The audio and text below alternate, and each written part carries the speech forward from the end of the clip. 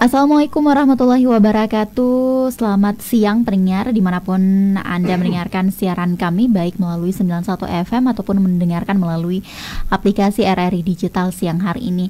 Di Bone siang ini kami kembali menyapa Anda dalam program Dialog RRI Bone hingga pukul 12 waktu Indonesia Tengah mendatang. Dan pendengar, setelah 16 tahun penantian Kabupaten Bone kembali meraih penghargaan Adipura tahun 2023 pada tahun 2024. Penghargaan tersebut diterima langsung oleh PJ Bupati Bone didampingi Kepala Dinas Lingkungan Hidup DLH Bone pada 5 Maret 2024 bertempat di Kementerian Lingkungan Hidup dan Kelautan KLHK. Dan seperti apa dampak positif pencapaian Piala Adipura bagi masyarakat Bone? Siang hari ini kami telah bersama dengan Kepala Dinas Lingkungan Hidup Bone, Bapak Dray Fibrianto, SIP MSI. Assalamualaikum Bapak.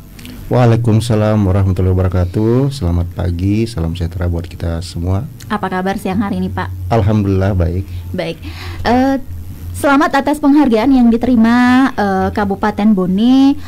DLH menjadi salah satu yang menjadi yang berperan aktif dalam penghargaan ini. Tapi di awal perjumpaan kita Pak, perbincangan kita siang hari ini kami ingin mengetahui seperti apa perjalanan Kabupaten Bone dalam meraih Piala Adipura ini dan apa yang menjadi kunci kesuksesannya, karena ternyata ini 16 tahun penantian baru Bone kembali meraih Piala Adipura. Baik, terima kasih banyak. Pertama-tama saya ucapkan selamat dan terima kasih untuk kepada seluruh masyarakat Bone, karena sejatinya ini Adipura adalah penghargaan untuk masyarakat Bone atas peran sertanya dalam hal penanganan dan pengurangan sampah. Itu yang pertama. Yang kedua, memang Adipura ini agak-agak sulit memang didapat ya. Tidak mudah, karena Adipura itu ini juga sekedar meluruskan banyak pendapat pandangan masyarakat. Adipura itu bukan lomba kebersihan, ya. Jadi Adipura itu bukan lomba kebersihan, tetapi Adipura itu adalah sebuah penilaian terhadap proses dan upaya yang kita lakukan dalam penanggulangan dan pengurangan sampah. Jadi itulah mungkin ada suara-suara di luar sana yang mengatakan kok Bone bisa dapat, Watampone bisa, karena kita dapat kategori kota sedang ya. Kok Watampone itu bisa dapat Adipura. Nah, jadi bukan Kabupaten Bone-nya Pak yang dapat, tapi kota Watampone. Iya, kota Watamponenya. Baik. Jadi kita masuk kategori kota sedang.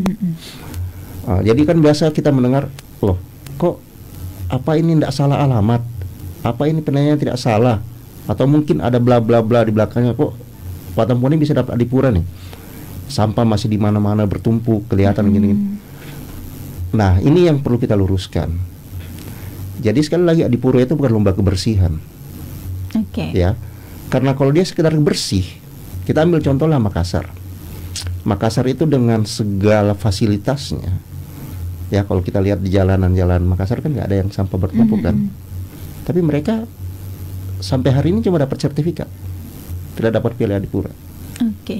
Jakarta, yang kalau kita lihat di televisi atau kita datangi misalnya, pasarnya berantakan, penuh sampah, kalau hujan banjir misalnya, mereka langganan Adipura tiap tahun.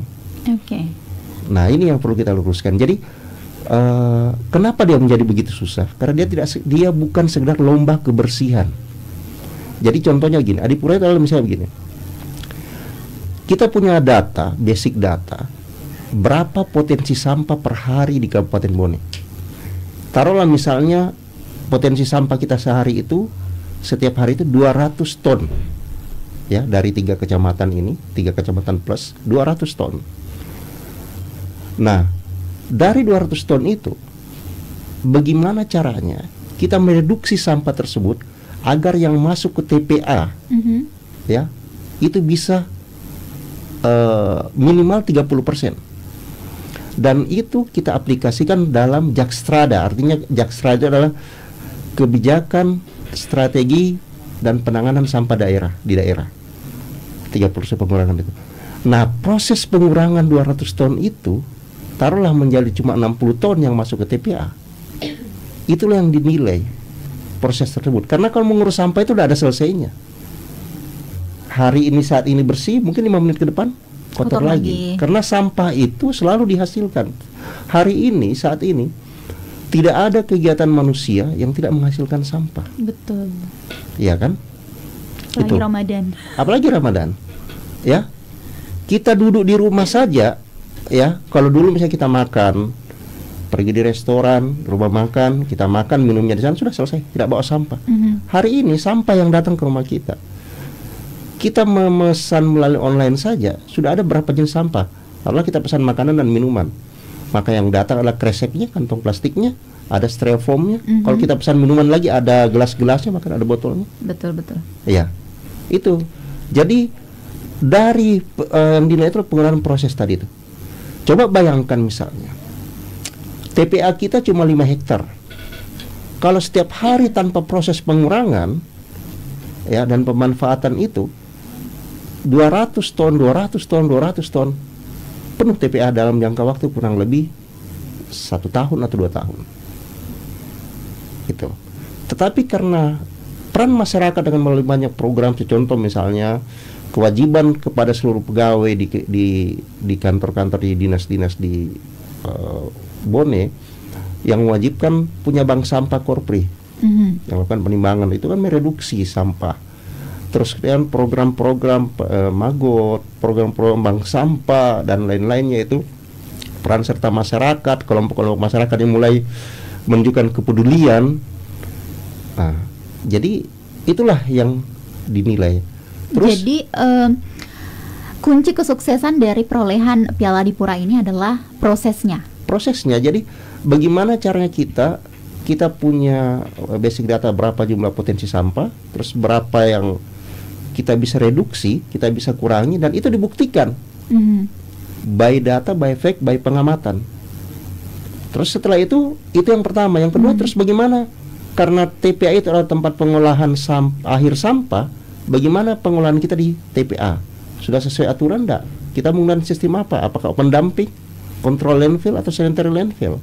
Terus bagaimana pemanfaatan di TPA itu? Nah, tiap proses itu ada indikator-indikator yang dinilai. Mulai dari hulu sampai hilir, itu ada indikator-indikator dinilai, dan indikator itu mempunyai skor. Apabila kita melewati skor itu dalam proses tersebut, nah, kita bisa dapat kalau misalnya skornya itu misalnya untuk trofi Adipura adalah 70. Ya, 70 apa 73, kalau 73, sorry. Tahun lalu kita cuma dapat 69,8 misalnya. Kita tidak bisa dapat trofi, kita cuma dapat sertifikat.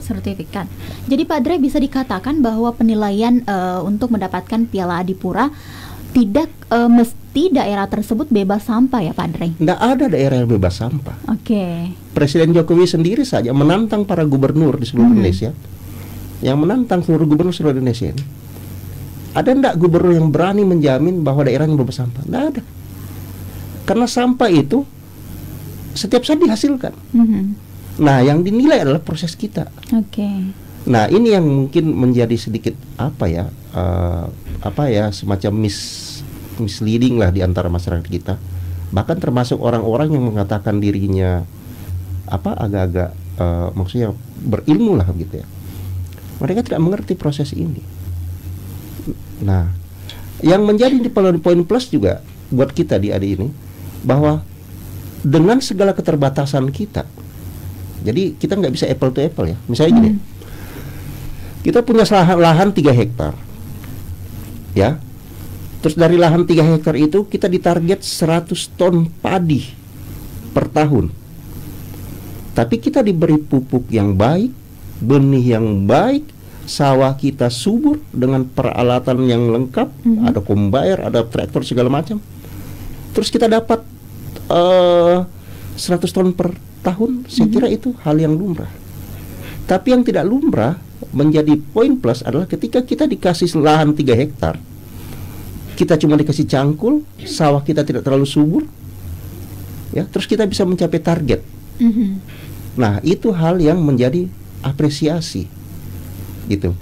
Sebuah organisasi atau sebuah kantor yang mapan atau sebuah unit bisnis yang mapan, punya modal kuat, resource yang bagus, SDM-nya yang mumpuni, jaringannya baik, terus dia sukses, itu hal yang biasa. Tapi sebuah organisasi yang kecil tertatih-tatih dengan resource yang terbatas, tapi dia mampu mencapai target itu hal yang poin plus. Nah, inilah yang terjadi untuk kita di Kabupaten Bone. Bayangkan saja misalnya di Bone dalam keadaan sekarang, dari 150.000 penduduk Batam Bone cuma dilayani 14 atau 20 kontainer. Untuk wilayah kota. Kotanya nih 150.000 jiwa dilayani 14 kontainer sampah. Sangat-sangat tidak cukup. Gitu. Dan masih banyak masyarakat yang mengeluhkan bahwa petugas kebersihan kurang. Iya, bukan masalah, karena pikiran masyarakat itu bahwa sampah itu tanggung jawabnya dinas lingkungan. Padahal undang-undang mengatakan sampah itu adalah tanggung jawab individu. Gitu. Nah, dengan adanya Piala Adipura, bagaimana cara dinas DLH meningkatkan kesadaran masyarakat terkait dengan pentingnya menjaga kebersihan lingkungan? Jadi saya pikir begini, maksud saya begini, mari kita rubah mindset kita bahwa dengan segala keterbatasan kita hari ini kita mampu menunjukkan bahwa masyarakat Bone itu punya empati lah terhadap dalam persoalan kebersihan, punya rasa tanggung jawab lah. Jadi dengan adanya, jadi sebenarnya Adipura itu sebenarnya penghargaan buat masyarakat sebenarnya. Tapi masyarakat yang sadar dalam melakukan penanganan sampah ini.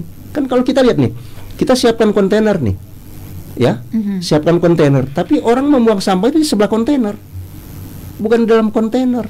Karena terkadang Pak kontainer penuh, jadi sampahnya disimpan di pinggir. Iya, sekali lagi begini, kontainer kita terbatas, ya kan? Jadi walaupun kita lihat kenyataan, walaupun kontainer kita kosong, tetapi juga dibuangnya di samping. Ya, kenapa seperti itu?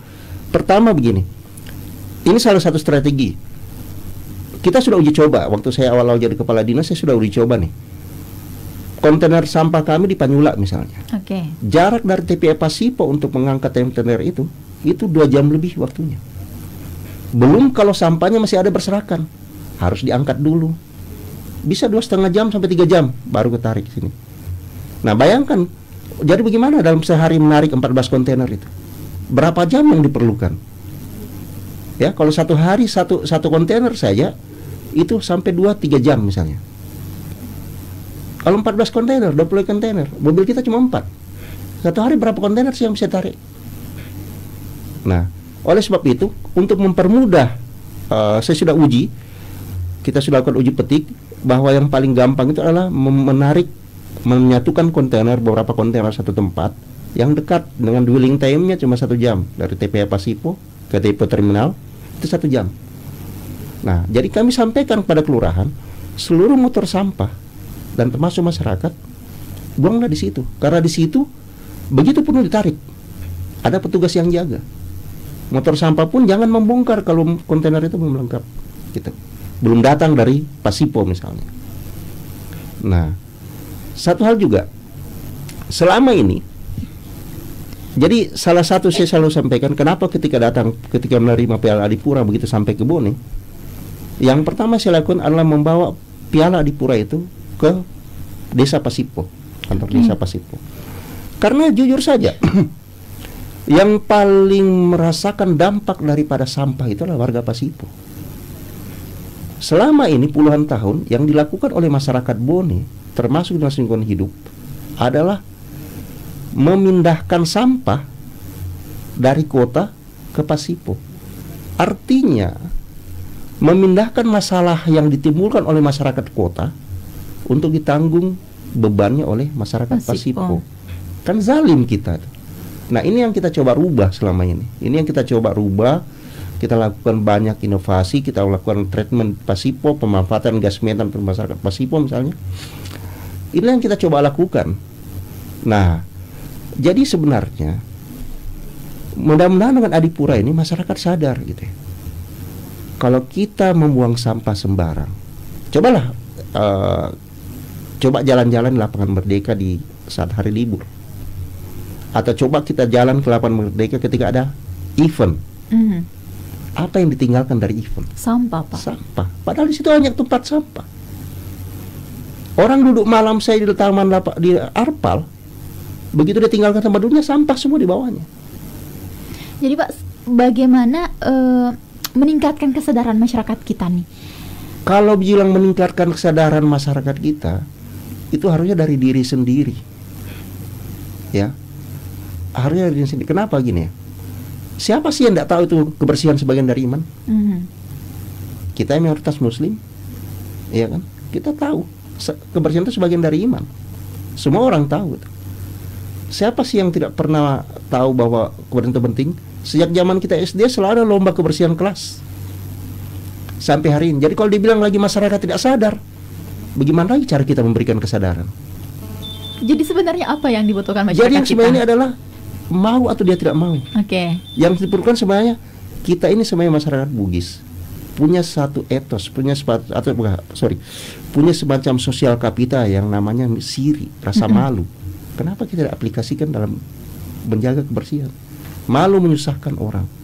Coba kita pagi Pak ini pulang di rumah, atau siapapun pendengar perenung. Ini cuaca lagi hujan nih, mulai dari malam. Masyarakat kita sibuk membuat sahur, melengkapi sahur, hujan. Bayangkan petugas sampah kita. Mereka harus turun mengangkat sampah dari kita. Kadang kita kalau ada beling pecah, ya, kaca pecah, piring pecah, langsung dibuang ke tempat sampah. Banyak pegawai kebersihan kami itu yang robek tangannya. Iya, berpikir deh, kita ini manusia, gitu.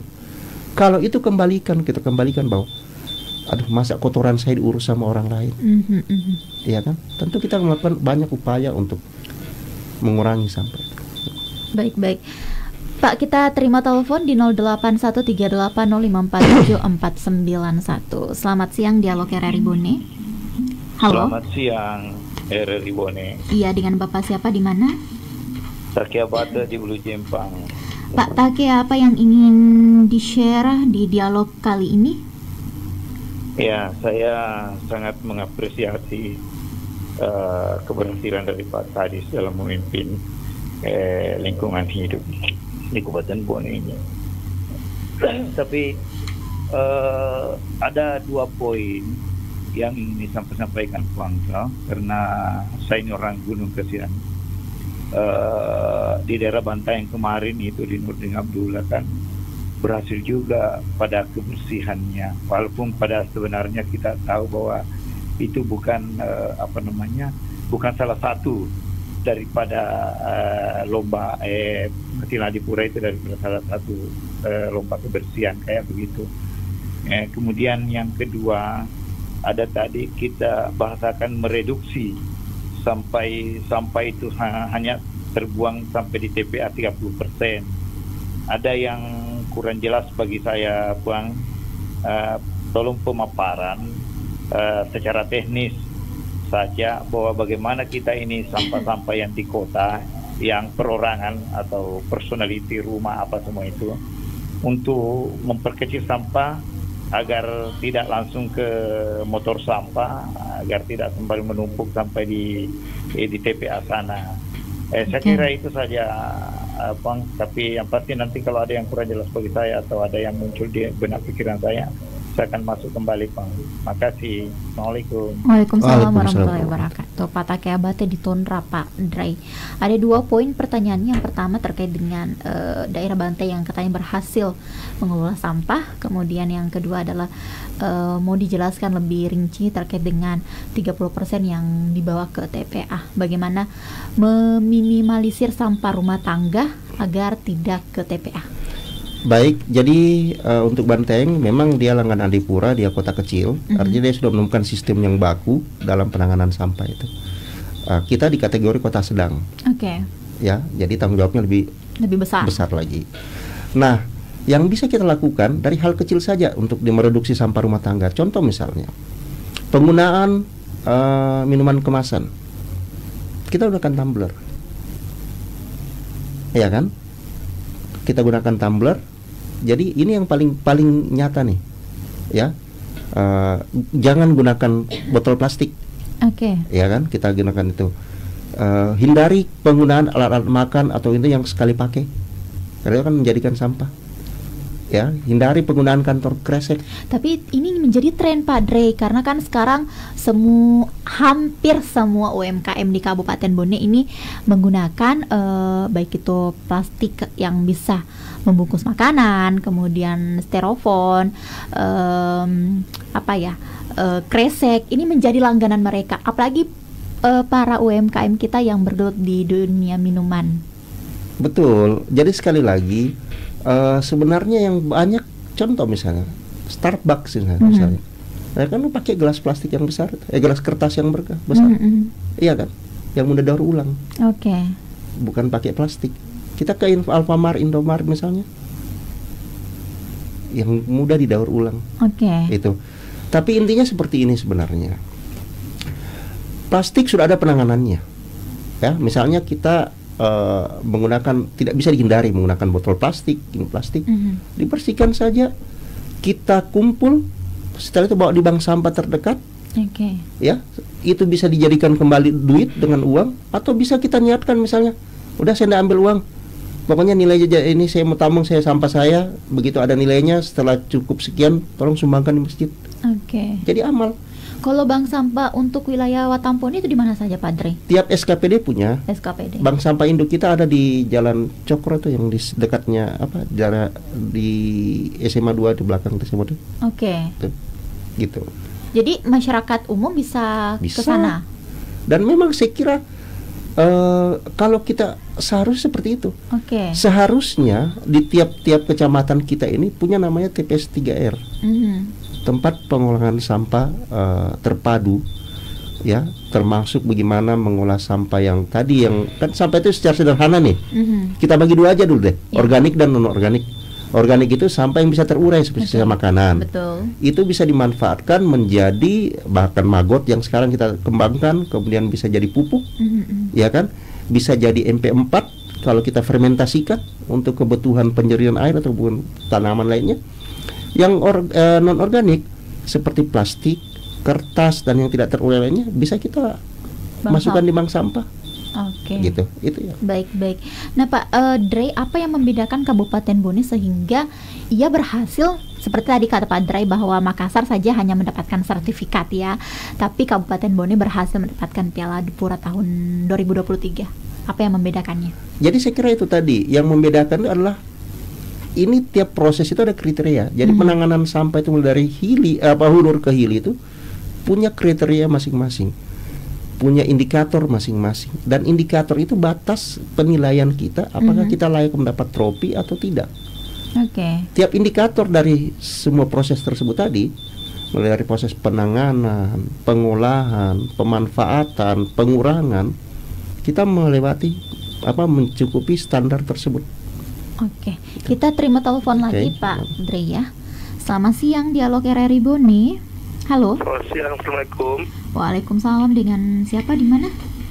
Dengan Upi di Lapri ini. Dengan Upi di Lapri, silakan Pak Upi. Ya. Selamat siang Pak Kepala Dinas. Selamat siang, Assalamualaikum warahmatullahi wabarakatuh. Ya, saya mengucapkan selamat ya kepada Dinas Lingkungan Hidup dan pemerintah Kabupaten Bone atas perayaan Piala Dipura.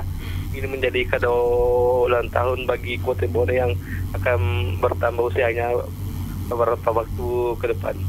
Ya, mudah-mudahan ini menjadi penyemangat bagi Dinas Lingkungan Hidup dan pemerintah Kabupaten Bone untuk ke depannya, untuk meningkatkan lagi kebersihan di wilayah kota. Begini Pak, saya punya pendapat sendiri. Saya punya gagasan begini Pak. Kalau perlu Pak, kalau memang belum ada regulasinya, bolehkah artinya Dinas Lingkungan Hidup mengajukan rancangan peraturan daerah tentang lingkungan hidup ini, tentang kebersihan ini, karena kalau tidak ada artinya landasan hukumnya, biasanya masyarakat itu semaunya. Artinya semua maunya membawa sampah bagaimana, mau kita mau bertanggung jawab atas lingkungannya. Jadi begitu Pak. Jadi harapan saya ke depannya kan bagi nanti para anggota dewan terpilih, mudah-mudahan ada proyeknya. Mudah-mudahan nanti ke depannya diupayakan ada peraturan daerah atau turunannya yang bisa mengakomodir tentang persampahan ini. Oke, itu saja Pak Upi. Contoh poinnya kalau perlu dilarang lagi di pesta kalau ada acara menggunakan gelas plastik itu. Kalau perlu itu disediakan pakai galon atau dispenser. Itu kan mengurangi sampah juga Pak. Karena artinya masalah yang terjadi setelah tentunya ada pesta atau event itu Pak paling banyak itu sampah minumannya Pak. Baik. Terima kasih. Waalaikumsalam warahmatullahi wabarakatuh. Pak Dre, ini seputar landasan hukum atau Perda. Memang tidak ada Pak landasan hukum seputar pengolahan sampah di wilayah Kabupaten Bone. Baik, jadi selama sekian puluh tahun ya Kabupaten Bone ini berdiri. Barusan tahun 2023 lalu kita mengesahkan Perda tentang persampahan. Oke, berarti ada Pak ya. Baru tahun 2020. Kemudian itu di atasnya lagi dalam Perda persampahan ada di atasnya lagi itu ada namanya peraturan tentang perencana pengolahan dan perlindungan lingkungan hidup. Jadi begini, saya ingin menggambarkan, mumpung saya minta waktu karena ini adalah momen yang berbahagia dan didengar banyak masyarakat, saya ingin menyampaikan begini. Masalah sampah ini kelihatan sederhana, tapi justru masalah sampah ini yang akan menjadi kalau tidak diseriusi, kita tidak ini akan sangat menjadi masalah di kemudian hari. Pertama seperti ini, pertumbuhan sampah dengan fasilitas, pertambahan fasilitas itu tidak sebanding, ya. Dalam keadaan sekarang, fasilitas kita untuk menambah 1 unit mobil truk saja misalnya, truk sampah, kita tambah nih, itu tidak menyelesaikan masalah. Kenapa? Ketika kita menambah 1 unit mobil sampah, maka harus dilengkapi dengan operasionalnya. Harus dilengkapi dengan biaya buruh atau pekerjaannya, SDM-nya. Ya, biaya pemeliharaannya. Jadi yang harus kita lakukan pertama adalah justru yang kita lakukan adalah bagaimana caranya kita mengurangi mendaur ulang sampah tadi, mengurangi meredup sampah tadi. Kemudian saya sepakat dengan yang disampaikan tadi teman kita dari Lapri tadi, Pak Upi tadi. Dan itu sudah kita terapkan di Dinas Lingkungan Hidup sendiri. Artinya di kantor kami itu pada saat rapat acara sudah tidak lagi menggunakan botol kemasan. Kita menggunakan galon air, cangkir air gitu. Jadi kita berusaha, jadi kan begini, buat kami sendiri itu memimpin itu atau itu kita harus menunjukkan keteladanan dulu. Jadi dari kita dulu nih, dari kami dulu yang di kantor menunjukkan seperti itu. Nah, kembali lagi ke bahaya sampah ini saya yang salah satu sampah yang berdampak itu paling besar itu adalah yang membuang sampah di laut dan di sungai. Saya pernah ditanya nih, Pak, bagaimana program Bapak menangani sampah laut? Jawaban saya begini, mohon maaf, untuk yang di darat saja saya belum bisa tanggulannya, jangan sampai apalagi yang di laut gitu. Tapi sebenarnya ini bercanda, tapi ini dampaknya besar. Bapak Ibu sekalian, kalau kita baca-baca berita, banyak sekarang habitat laut ikan-ikan yang mati karena memakan sampah plastik, keracunan sampah plastik. Banyak karang yang tertutup sampah plastik di pinggir-pinggiran itu, yang menyebabkan bleaching itu pemutihan karang, yang membuat ikan kecil tidak bisa lagi hidup berkembang biak di sekitar ini. Kalau ikan kecil tidak bisa hidup, ya, sementara ikan kecil adalah makanan dari ikan sedang. Ya, teri itu makanan dari ikan sedang dimakan oleh ikan besar, itu akan menggantung rantai makanan. Akhirnya apa? Yang berdampak kepada manusia juga. Hasil penelitian di tahun 2021 kalau tidak salah oleh sebuah lembaga internasional di Surabaya, beliau dalam penelitian itu menyatakan begini, 98% sungai dan irigasi di Indonesia itu, ya, itu sudah tercemar dengan limbah plastik. Bahkan Pak, di badan kita juga ada plastiknya ketika mengkonsumsi makanan. Betul. Menurut penelitian. Iya. Nah itulah makanya air kemasan yang di mobil itu kan menyebabkan kanker dan segala macam karena sebenarnya kan kemasan itu punya standar tuh. Kita baca itu ada yang memang cuma sekali pakai, ada yang bisa dipakai berkali-kali, gitu kan.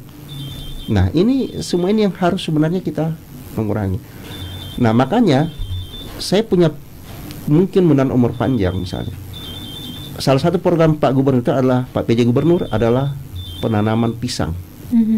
Ya, saya bayangkan ketika Bone menjadi sentra penghasil pisang yang jutaan hektar pisang, maka kita akan mulai larangan menggunakan styrofoam. Kita kembali ke daun pisang lagi. Oke. Ya, artinya apa? Itu salah satu jalan kita untuk menjaga lingkungan ini. Terkadang Pak, mereka yang yang menggunakan bungkusan styrofoam menganggap itu lebih sehat daripada daun pisang. Jadi mungkin banyak masyarakat kita ketika ingin membeli makanan mereka request ingin pakai kotak ini. Justru sebenarnya styrofoam itu di beberapa daerah susah dilarang. Karena apa ya? Kandungannya berbahaya dan terhadap limbahnya terhadap lingkungan juga susah untuk terurai. Oke. Nah, seperti apa peran sektor swasta Pak dalam mendukung upaya Kabupaten Bone dalam meraih Piala Adipura? Apalagi menurut informasi rencananya kembali ingin meraih piala selanjutnya ya? Iya, jadi Adipura ini proses yang dimulai tiap tahun. Kalau proses kita bisa kita tingkatkan, insya Allah kita bisa pertahankan Adipura ini. Kalau proses kembali itu tidak bisa, ya kita bisa tidak mendapat lagi gitu. Jadi ini bukan final. Jadi sekali lagi urusan sampah itu tidak pernah final.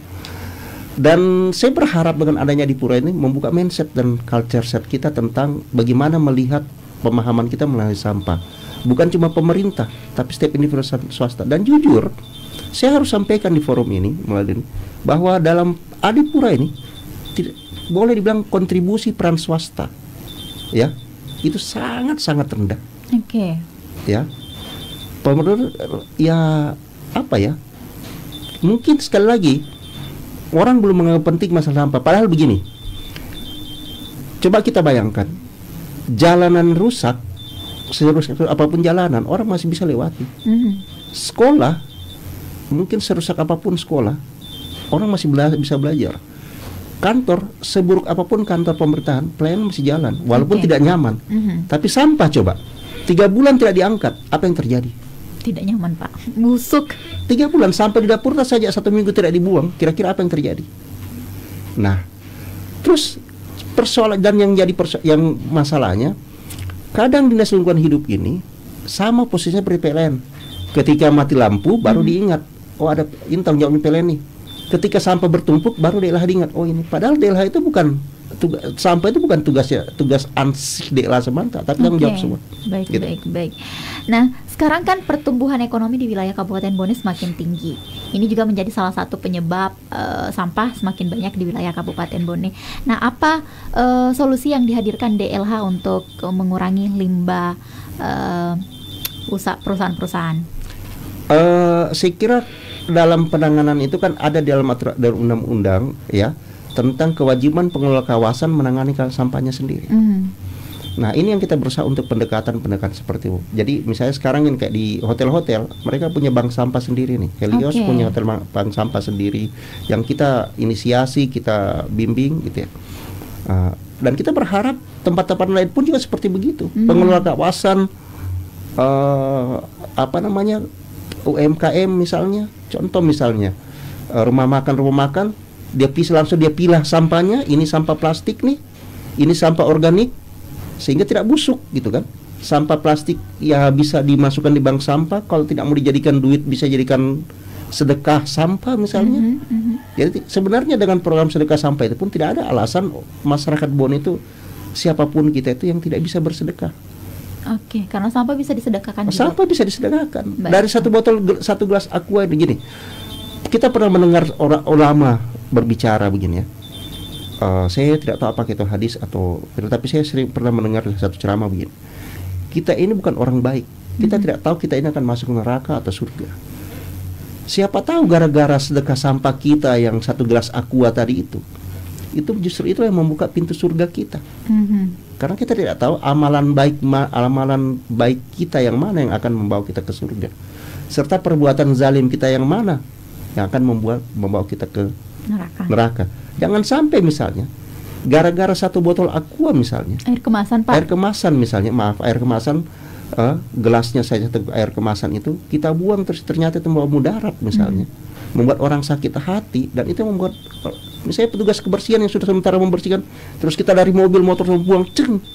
Betul, Pak. Itu salah Ya. satu sekarang apa ya? Terkadang orang naik kendaraan buang sampahnya Iya. di jalan Dia buang gitu. tetep. Terus ini si kasihan petugas kebersihan yang lagi dia sudah capek lah, dalam astagfirullah, dan kebetulan dia menggerutu dan itu dengar malaikat ya. Baik. Kita tidak tahu. Tapi sebaliknya misalnya, kita habis minum, terus kita mau buang sampah, misalnya kita duduk di lapangan Merdeka di Taman Alun-Palaka, kita lagi minum air mineral misalnya, terus kita mau buang di situ, terus kita ingat, lebih ini sampah saya bawa pulang deh, nanti saya kumpulkan, terus saya sedekahkan ke bank sampah untuk disedekahkan ke masjid. Siapa tahu gara-gara amal kita yang kebaikan yang kecil tadi itu justru itu yang membuka jalan kita. Baik. Pak, kami ingin tahu program apa saja yang sekarang berlangsung di DLH terkait dengan penanganan sampah ataupun upaya untuk kembali meraih piala selanjutnya selain Adipura. Adipura itu kan begini, ketika kita mencapai 5 tahun berturut-turut atau 3 tahun saya lupa, kita mendapat Adipura Kencana. Tapi itu prosesnya Panjang. indikatornya semakin meningkat. Baik. Nah, yang kita lakukan sekarang itu kembali lagi dengan segala keterbatasan kita. Pertama adalah sekali lagi yang kami lakukan sekarang merubah kembali mindset dan culture masyarakat. Ini Adipura, ya harusnya kita kembali ke diri kita. Ini Adipura, dengan segala keterbatasan kita bisa berusaha nih. Ayo deh, kita sama-sama nih, karena ini Adipura ini bukan piala yang DLH. Ini Adipura ini piala masyarakat, bukan DLH. Jadi jangan salah sangka, DLH itu cuma apa ya, sebagai fasilitator, karena memang pemerintah kan tugasnya seperti itu. Gitu. Terus yang kedua, kita lanjutkan kembali program-program pengurangan dan pemanfaatan sampah tadi. Ya, semakin banyak keterlibatan masyarakat yang mudah-mudahan Adipura ini semakin banyak keterlibatan masyarakat, kelompok-kelompok anak muda yang konsen terhadap lingkungan, terutama dalam penanganan sampah. Gitu. Nah, tantangan terbesar dalam mengolah lingkungan di wilayah Kabupaten Bone, Pak. Apalagi kita 27 kecamatan yang mindset lumayan and besar. culture set. Baiklah, itu yang paling berat. Karena sekali lagi, tapi memang sih saya kembalikan kepada diri saya. Agama saja memerintahkan kita sholat, kita kadang susah untuk sholat nih, ya kan? Padahal itu sudah jadi kewajiban. Sudah jadi kewajiban. Ya, makanya kalau orang bilang bagaimana cara meningkatkan kesadaran masyarakat, saya selalu berpikir kurang sadar gimana sih masyarakat? Yang maksudnya kurang sadar, apakah mereka ya maksudnya memahami bahwa kebersihan itu sebagian dari iman tuh kurang sadar gimana sih? Gitu ya. Mereka tahu semuanya. Mereka tahu sholat itu kalau tidak sholat berdosa. Tapi sekali lagi ini persoalannya mau atau tidak mau. Itu saja. Dan kadang manusia itu seperti gini. Ketika kita kena longsor, kena banjir, baru kita sadar, oh ternyata pohon di hutan sana penting, jangan tebang karena dia menambah. Ketika kita mengalami kekeringan panjang, baru kita sadar, oh resapan air kita jangan diganggu, gitu. Nah, mudah-mudahan jangan sampai nanti kita sudah dapat pengalaman yang buruk gara-gara sampah, baru kita sadar, dan itu sudah terlambat, gitu. Oke. Nah, apa pesan atau inspirasi yang ingin disampaikan oleh Kabupaten Bone kepada daerah lain yang juga ingin meraih prestasi seperti Piala Adipura ini, Pak? Saya pikir semua teman-teman di daerah lain tahu apa yang harus dilakukan, cara-cara apa, karena sekarang itu mudah, indikatornya ada, itu. Tetapi sekali lagi, saya ketika ini momentum ketika saya pertama kali masuk ke DLH, saya memang dikasih amanat oleh mantan Bapak Bupati periode yang lalu, Mas Hasar, sampaikan, Ndi, sekian ribu penghargaan di Bone itu masih belum lengkap karena kita belum dapat Adipura. Saya bilang insya Allah Bang, saya akan serahkan persembahkan Adipura ini untuk Kabupaten Bone. Tahun pertama kita dapat sertifikat, tahun tahun ini kita dapat trofi. Makanya saya bawa kepada beliau. Dan memang sulit, sangat-sangat sulit. Anggota saya hari ini bersihkan sampah, begitu ditinggalkan penuh lagi sampah, gitu. Mereka mau menangis. Udah dengan gajinya yang terbatas, peralatan yang ini, kadang BBM itu kurang, Ya, bukan karena uangnya tidak ada, tapi jatah BBM terbatas. Oke. Gitu kan? Karena kadang BBM langka gitu kan. Jadi, tapi saya sampaikan begini. Saya mau cerita kepada teman-teman semua di kantor. Ada seorang pemecah batu. Ya, dia memecahkan batu dari pukulan pertama sampai pukulan ke-300. Di pukulan 300 batu itu pecah. Apakah karena pukulan 300 yang ke-300 itu mau batu itu pecah? Bukan. Yang membuat batu pecah itu adalah kurang dari pukulan pertama tadi. Begitu juga penanganan sampah. Suka atau tidak suka, ini tugas kita dan kita harus lakukan. Dan bekerja itu dua, saya bilang. Kita bekerja dengan sungguh-sungguh, dengan bekerja seadanya. Capeknya itu sama, hasilnya yang beda. Sungguh-sungguh ini artinya kita kerja keras, kita kerja cerdas, kita kerja ikhlas, kita kerja tuntas. Hasilnya yang berbeda. Kita kerja seadanya, capeknya sama. Hari ini kita menyiar misalnya, pertanyaan kita standar, ya, dengan pertanyaan kita berbobot. Narasumber kita standar, dengan narasumber kita berbobot. Nilainya sama, capeknya sama, karena kita harus menyiar. Tapi dampak dan efeknya itu yang berbeda. Oke. Itu. Nah, terakhir Pak, karena kita dibatasi oleh waktu, apa pesan-pesan yang ingin disampaikan untuk masyarakat Bone sehingga kita bisa sama-sama menjadikan Bone lebih bersih lagi? Baik, saya cuma ingin menyampaikan pada seluruh masyarakat Bone, sekali lagi masalah sampah ini bukanlah sekedar tanggung jawab pemerintah, ini tanggung jawab kita bersama. Mari kita kembalikan pada diri kita bahwa apa yang kita tinggali hari ini, lingkungan yang kita tinggali hari ini, sebenarnya itu adalah hak anak cucu kita ke depan. Kita cuma ditugaskan untuk menjaganya hari ini. Jadi jangan biarkan anak cucu kita menanggung beban lingkungan, beban sampah di masa depan yang tidak tertangani, beban tanah yang tercemar karena sampah, laut yang tercemar karena sampah, sumber air tercemar karena sampah, hanya karena perbuatan kita pada hari ini. Itu yang ingin saya sampaikan. Baik. Terima kasih Pak Dre atas waktunya berbincang bersama kami di Dialog RRI Bone dengan tema dampak positif pencapaian Piala Adipura bagi masyarakat Bone. Semoga apa yang kita perbincangkan bisa menambah kesadaran kita dan kecintaan kita terhadap lingkungan, karena apa yang kita tanam hari ini juga akan kita petik esok hari. Selamat siang, wassalamualaikum warahmatullahi wabarakatuh. Selanjutnya RRI Bone bergabung dengan Pro 3 mengikuti dinamika olahraga siang. Juara di